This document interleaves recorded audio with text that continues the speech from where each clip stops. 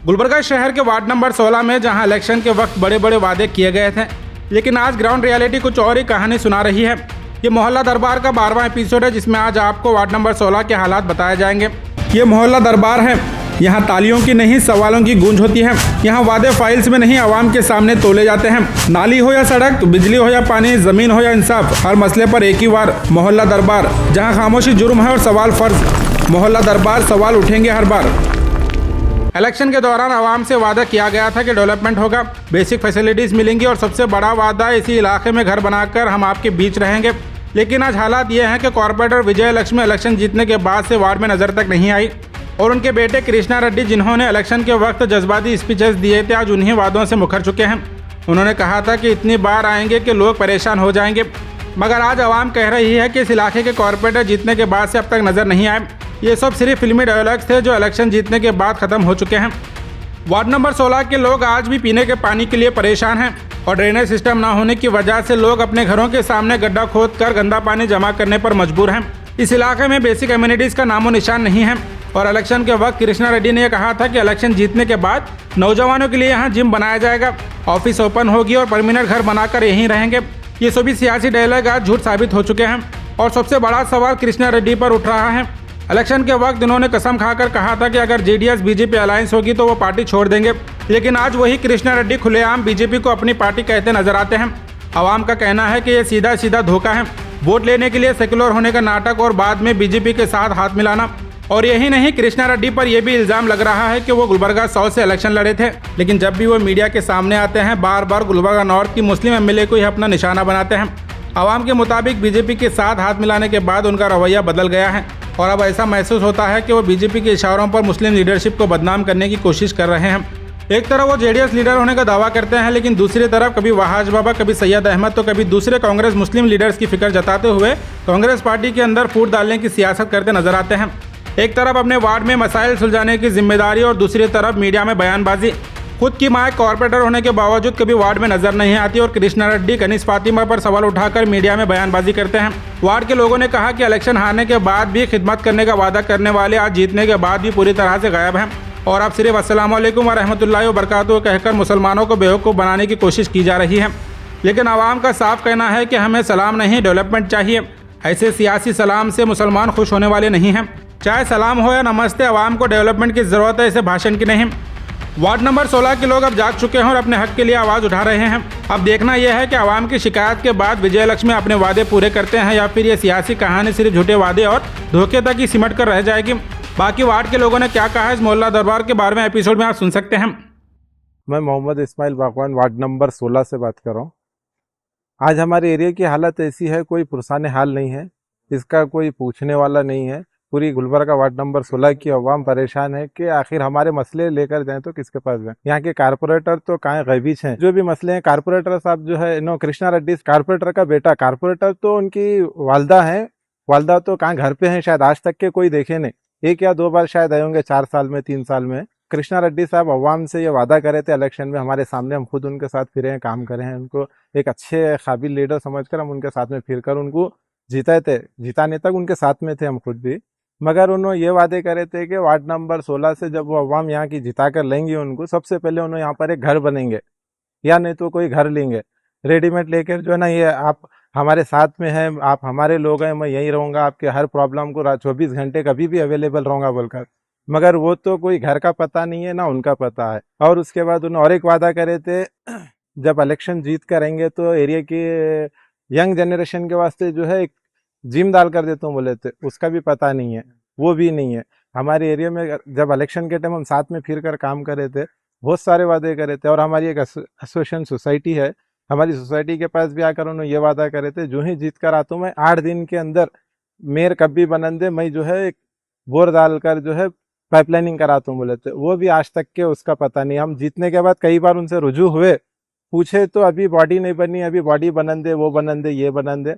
उसके बाद हम भी पूछ कर थक गए, दोबारा उनसे कभी पूछे भी नहीं और ना मुलाकात करे। और एक वादा ये करे थे कि वो मैं जब जीत करेंगे, यहाँ की अवाम जब जिता कर लेंगी मेरे को, तो मैं इतना आऊँगा आपके एरिया में कि अवाम बस बस बोलकर बोलेंगे। मगर अवाम अब तरासरी उनको देखने के लिए, गुलबर्गे की अवाम हमारे कारपोरेटर वार्ड नंबर 16 के कृष्णा रेड्डी की वालदा हैं, उनको तो शायद ही मैं समझता हूँ 1 या 2 बार, वो भी इलेक्शन के टाइम देखे होंगे उनको लेडीज। उसके बाद तो कोई ने उनके फर्जा नहीं आ रहे। और कृष्णा रेड्डी हमेशा ये बोलते हैं कि उन्होंने इलेक्शन लड़े हुए हैं, उन्होंने साउथ से लड़े हुए हैं। और जब भी मीडिया में आते हैं हम समझते हैं कि चलो भाई हमारे वार्ड नंबर 16 की कुछ मसले लेकर उन्होंने वार्ड नंबर 16 में है बोलकर हम ये समझते हैं। मगर वहां पर जब वीडियो प्ले करते हैं तो पिक्चर कुछ अलग ही रहती है। ये फला एमएलए कांग्रेस से इनको ठहराना, कि एमएलए की टिकट इनको देना, वहाज बाबा को देना, या नहीं तो मैडम फराज इस्लाम को जो है ना एमएलए कैंडिडेट बोलकर डिक्लेयर करे, इसको इनको कैसा देते हैं अली बाबा को देना, या फिर नहीं तो वाज बाबा को देना। ये फजूल के बातें, ये मजहर आलम खान साहब को देना, अहमद इस्लाम को देना, और अहमद कारपोरेटर को देना, वो काबिल लीडर हैं बोलते हैं। मेरा उनसे ये कहना है, आप एक कारपोरेटर के बेटे हैं तो आप कारपोरेटर, आप एरिया में आकर जो है वार्ड नंबर 16 की जो तकलीफ है अवाम को पहले वो पूरा करो। अच्छा, और एक वीडियो में मैं कई बार देखा कि कहाँ है मैडम, कहाँ है तुम्हारी अम्मी, कहाँ है, फराज इस्लाम को पूछते हैं आपकी अम्मी एमएलए हैं, उन्हों कहाँ है, घर में हैं क्या, खाली कभी देखे तो फराज इस्लाम आते हैं। मैं भी आपसे यही पूछता हूँ, आपकी अम्मी कारपोरेटर हैं तो उन्हों कहाँ है, आप उनको लेकर हो क्या, घर पे बिठाने के वास्ते आप उनको कारपोरेटर बने। जब उन्होंने एरिया में आएंगे, एरिया में आकर एरिया के अवाम से मिलेंगे तो उनको मालूम होगा कि हाँ भाई ये प्रॉब्लम है, ये प्रॉब्लम है। हमें हमारे एरिया में बेसिक प्रॉब्लम के वास्ते हमको तकलीफ है, पानी का, नल का, लाइट का, नाली का, यूजीडी, सब, यहाँ तक के कचरा झाड़ने वाले, कचरा उठाने वालों तक का प्रॉब्लम है। और कृष्णा रेड्डी साहब की पार्टी जेडीएस है, जेडीएस से जीत कर रहे थे वो। जब भी एरिया में आते हैं अस्सलाम वालेकुम व रहमतुल्लाहि व बरकातहू बोलकर बड़े इससे फखर से बोलते हैं, बोलकर जो है ये मुसलमान को गुमराह कर रहे हैं उन्होंने। उनकी पार्टी जो है और उन्होंने इलेक्शन में बोले थे जब भी बीजेपी से अगर हमारी पार्टी अलायंस होंगी तो मैं पार्टी छोड़ूंगा। ये कहाँ है, आज उन्होंने खुद बीजेपी का शल्ला डाल के गले में स्टेज पे बैठकर बोल रहे हैं कि मेरी पार्टी, हमारी पार्टी बोलकर। आपका वो वादा कहाँ गया, आप इलेक्शन के टाइम बोले थे कि अगर हमारी पार्टी जेडीएस बीजेपी से अलायंस होगी तो मैं पार्टी छोड़ूंगा बोलकर, वो भी अभी नहीं है। आज भी उन्होंने बोल रहे हैं कि रिंग रोड का काम जो बजट सैंक्शन हुआ हमारी पार्टी दी, तो बीजेपी उनकी पार्टी है। आप हमारे एरिया में आकर जो है गुलबर्गे में वार्ड नंबर 16 में आकर जो है गुलबर्गे के अवाम को आप धोखे में दे रहे हैं, अस्सलाम वालेकुम रहमतुल्लाहि बरकातहू बोलकर हमारे एरिया के मुस्लिम को जो है गुमराह कर रहे हैं आप। और भी बहुत सी प्रॉब्लम है। मैं कृष्णा रेड्डी साहब से यही बोलूंगा, पहले आपके वालदा को लेकर वार्ड नंबर 16 में आइए, आकर जो एरिया की तकलीफ को अवाम से मिलो, मिलकर क्या प्रॉब्लम है उनको काम, ज्यादा कुछ भी नहीं मगर बेसिक प्रॉब्लम ही हमारे वास्ते हल करे तो यही बहुत कुछ है। यहाँ पर नाली की तकलीफ है, पानी की तकलीफ है। यहाँ पर हम लोग पैसे दे देकर 8 दिन में 15 दिन में नाली साफ करा रही हैं।